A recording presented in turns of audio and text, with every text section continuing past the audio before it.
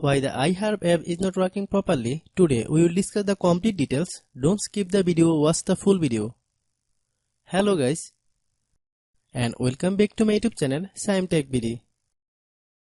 Today I will discuss how to fix iHerb app very glitchy. I have a request, if you are new to channel, please subscribe and stay with us. Open settings. Open the date and time settings.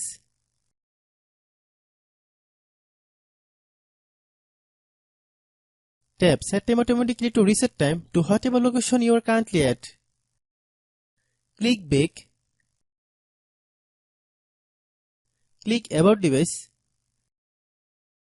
Click Storage. Then click Clean Up. Click Clean.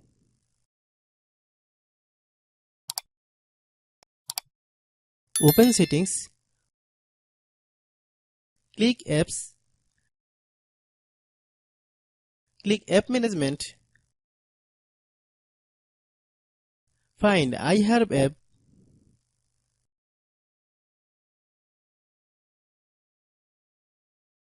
Click iHerb app. Click Storage Use. Click Clear Cache. Then click Clear Data. If you clear data, you will need to relog into your account. Then click Delete. Then open Google Play Store.